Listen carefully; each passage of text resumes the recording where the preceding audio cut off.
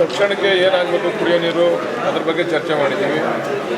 ಆಮೇಲೆ ನಮ್ಮ ಸರ್ಕಾರದಿಂದ ಬಹುಗ್ರಾಮಗಳ ಕುಡಿಯೋ ನೀರು ಯೋಜನೆಯನ್ನು ಸ್ಯಾಂಕ್ಷನ್ ಮಾಡಿಸಿದ್ದೀವಲ್ಲ, ಎಲ್ಲ ಹಳ್ಳಿಗಳಿಗೂ ಸರ್ಫೇಸ್ ವಾಟರ್ ಕೊಡಬೇಕು ಅಂತೇಳಿ ಏನು ತೀರ್ಮಾನ ಮಾಡಿದ್ದೀವಿ, ಚರ್ಚೆ ಮಾಡಿದ್ವಿ. ಅದ್ರ ಪ್ರೋಗ್ರೆಸ್ ಬಗ್ಗೆ ಚರ್ಚೆ ಮಾಡಿದ್ದೀವಿ.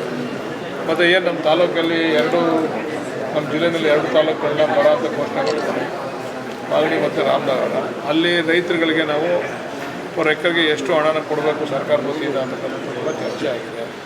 ಯಾವ್ಯಾವ ಬೆಳೆಗೆ ಎಷ್ಟೆಷ್ಟು ಕೊಡಬೇಕು ಅಂತೇಳಿ ಮಾಹಿತಿ ತಗೊಳ್ಳಿ ಅಂತ ಕೂಡ ಹೇಳಿದ್ದೀವಿ, ಬರ ಅಂತ ಡಿಕ್ಲೇರ್ ಆಗಿರ್ತಕ್ಕಂಥ ಜಾಗದಲ್ಲಿ. ಆಮೇಲೆ ಇನ್ಶೂರೆನ್ಸನ್ನು ಏನು ಕಟ್ಟಿದ್ದಾರೆ, ಪ್ರಧಾನಮಂತ್ರಿ ಫಸಲ್ ಬಿಮಾ ಯೋಜನೆಯಲ್ಲಿ ಏನು ಇನ್ಶೂರೆನ್ಸನ್ನು ಕಟ್ಟಿದ್ದಾರೆ ಅವರಿಗೆಲ್ಲ ನಾವು ಇನ್ಶೂರೆನ್ಸ್ ಅಮೌಂಟನ್ನು ಕೊಡಿಸ್ಬೇಕು ಅಂತಕ್ಕಂಥ ರೀತಿಯಲ್ಲಿ ಆಲೋಚನೆ ಮಾಡಿದ್ವಿ. ಮತ್ತು ನಮ್ಮ ಜಿಲ್ಲಾಧಿಕಾರಿಗಳು ಹೇಳಿದ್ವಿ, ಅದನ್ನು ಮಾನಿಟ್ರ್ ಮಾಡಿ ಯಾರಿಗೆ ಇನ್ಶೂರೆನ್ಸ್ ಕೊಡಬೇಕು ಅದ್ರ ಬಗ್ಗೆ ಮಾಹಿತಿ ಕೊಡಲಾಗ್ತದೆ. ಈ ರೀತಿ ನಮ್ಮ ಬರದ ವಿಚಾರದಲ್ಲಿ ಅನೇಕ ಚರ್ಚೆಗಳನ್ನ ಮಾಡಿದ್ದೀವಿ. ಮತ್ತು ಇಲ್ಲಿ ಆಶ್ರಯ ನಮ್ಮ ಡಿ ಕೆ ಸುರೇಶ್ ಅವರು ಹಿಂದೆ ಒಂದು ಆದೇಶ ಮಾಡಿದ್ರು, ಒಂದೊಂದು ತಾಲೂಕಿನಲ್ಲಿ 200-250 ಎಕರೆ 300 ಎಕರೆವರೆಗೂ ಕೂಡ ಜಾಗಗಳನ್ನು, ಸರ್ಕಾರಿ ಜಾಗಗಳನ್ನ ಗುರುತಿಸಿ ಅವ್ರಿಗೆ ಸೈಟ್ಗಳನ್ನ ಬಡವ್ರಿಗೆ ಸೈಟ್ಲೆಸ್, ಬಹುಶಃ ಇದು ಹಿಂದೆ ಇಂದಿರಾ ಗಾಂಧಿ ಅವ್ರ ಕಾಲದಲ್ಲಿ ಕೊಟ್ಟಿದ್ದು, ಅದಾದ ನಂತರ ಯಾವಾಗಲೂ ಸೈಟ್ಗಳನ್ನ ಕೊಟ್ಟಿಲ್ಲ ನಾವು. ಈಗ ಸಾಮಾನ್ಯ ನಮ್ಮ ಡಿ ಕೆ ಶಿವಕುಮಾರ್ ಅವರು ಮುಖ್ಯಮಂತ್ರಿ ಆದಮೇಲೆ ಪ್ರತಿಯೊಂದು ತಾಲೂಕಿನಲ್ಲೂ ಮಿನಿಮಮ್ 200 ಎಕರೆನ ಐಡೆಂಟಿಫೈ ಮಾಡಿ ಯಾರು ಸೈಟ್ಲೆಸ್ ಇದ್ದಾರೆ, ಯಾರಿಗೂ ಕೂಡ ಇರ್ತಕ್ಕಂಥವ್ರು ಕೊಡಲ್ಲ, ಯಾರಿಗೆ ನಿಜವಾಗ್ಲೂ ಕೂಡ ಏನೂ ಇಲ್ಲ ನಿರ್ಗತಿಕರು ಅವ್ರಿಗೆ ಸೈಟ್ ಕೊಡಬೇಕು ಅಂತಕ್ಕಂಥದ್ದು ಈ ಯೋಜನೆಗಳನ್ನೆಲ್ಲ ಕೂಡ 6 ತಿಂಗಳಲ್ಲಿ ಅನುಷ್ಠಾನ ಮಾಡಬೇಕು ಅಂತ ತೀರ್ಮಾನ.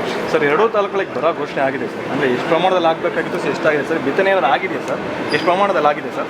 ಇಲ್ಲ, ಬಿತ್ತನೆ ಆಗಿದೆ. ಸುಮಾರು ಒಂದು 60%, 50-60% ಬಿತ್ತನೆ ಆಗಿದ್ರು ಕೂಡ ಅದು ಬೆಳಿಬೇಕಲ್ಲ, ಮಳೆನೇ ಒಯ್ದಿಲ್ಲಲ್ಲ, ಬಿತ್ತನೆ ಕೂಡ ಫೇಲ್ ಆಗಿದೆ. ಅದಕ್ಕೆ ನಮಗೆ ಇವಾಗ ಈ ಒಂದು ಕೇಂದ್ರ ಸರ್ಕಾರ ಮತ್ತು ರಾಜ್ಯ ಸರ್ಕಾರದಿಂದ ನಮಗೆ ಈ ವಿಚಾರವಾಗಿ ಹಣ ಬರ್ತದೆ. ಅದನ್ನು ಪ್ರತಿ ಎಕರೆಗೆ ಇಷ್ಟು ಅಂತ ಕೊಡಬೇಕು.